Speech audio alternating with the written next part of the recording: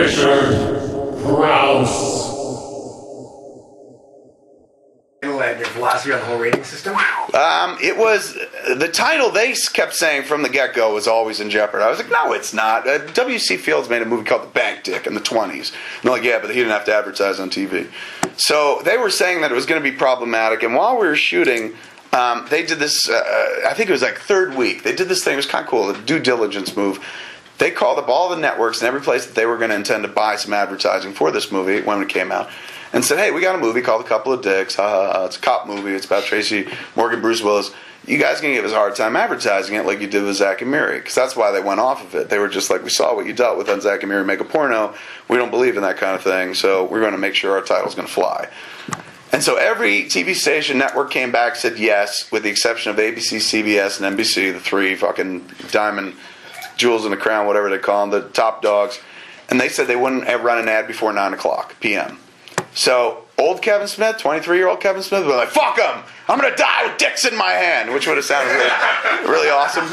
But 38-year-old Kevin Smith, 39 at this point, who watched Zack and Miri not reach as far as it could have because the title hamstrung it, because networks wouldn't run ads, because all of a sudden they started running TV spots that just simply said Zack and Miri and shit, because it was such a fucking confusing campaign with no faces on the posters in the U.S., just little stick figures.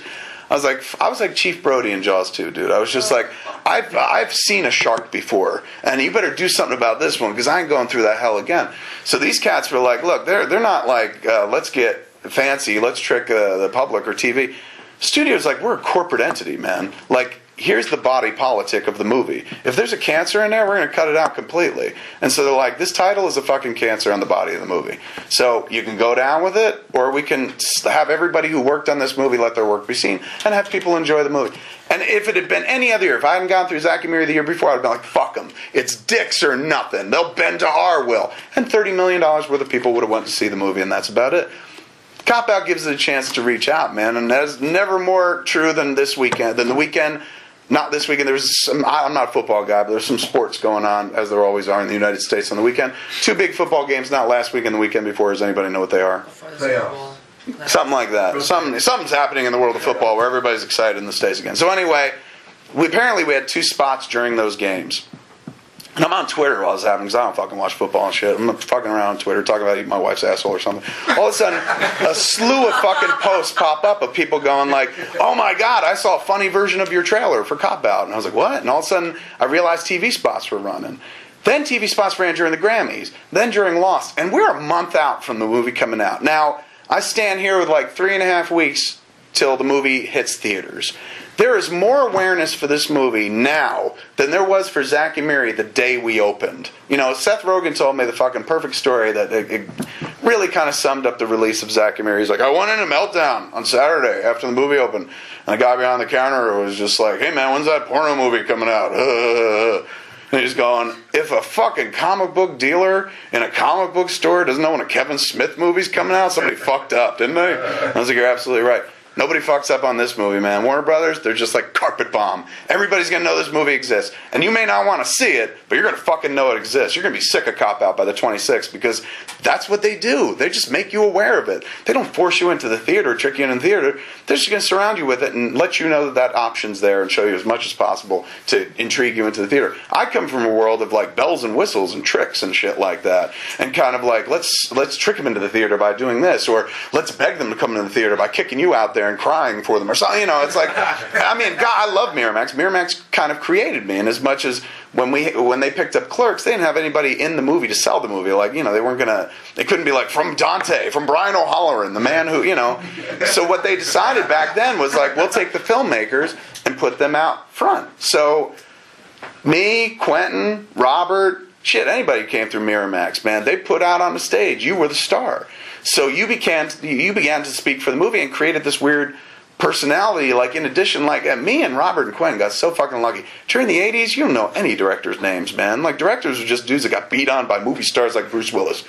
Now, you know my name. You know Quentin's name. You know, it's like we can work with, like, we are entities unto ourselves. And, quite a way bigger name and shit, but you bring that to this soup, man, it's a kind of cool thing. Like, I get to walk in with a little bit of confidence, Like, couldn't approach this movie a couple years ago because I would have been like, I couldn't pull it off.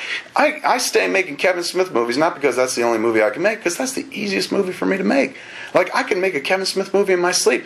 I could go away from making Kevin Smith movies for 20 years, come back and make a Kevin Smith movie, because that's the only thing I know how to do. This was a test to see if I could do something else. And marrying that sensibility that I built up over 15 years to this, it turned into something kind of cool. I was happy about it. You talked about your relationship with the Weinsteins ending. Did the marketing of Zack and Miri Make a Porno have to do with that? It didn't help, that's for sure. I mean, look, they tried, but it's...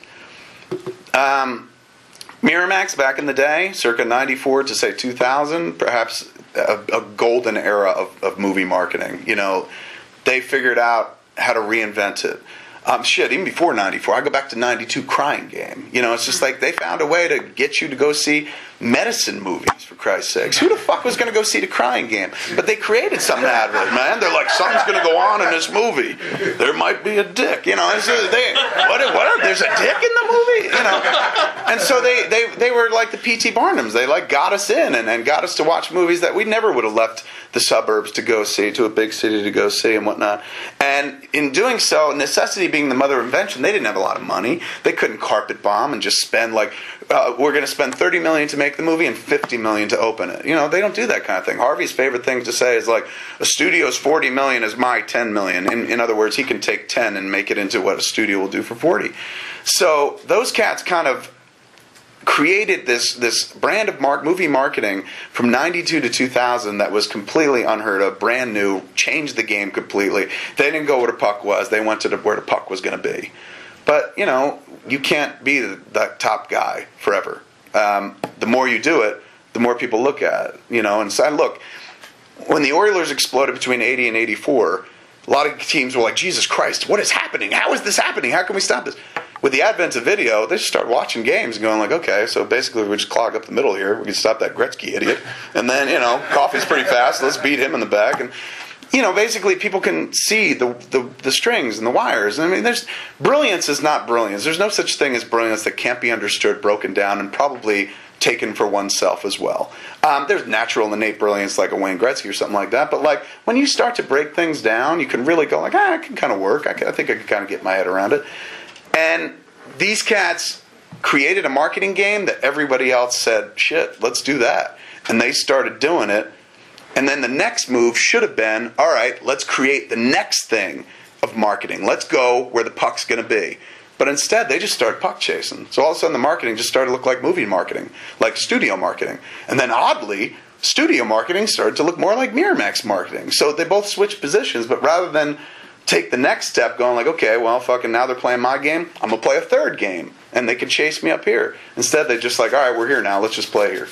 And, it was better when everyone was trying really hard. Richard Prowse.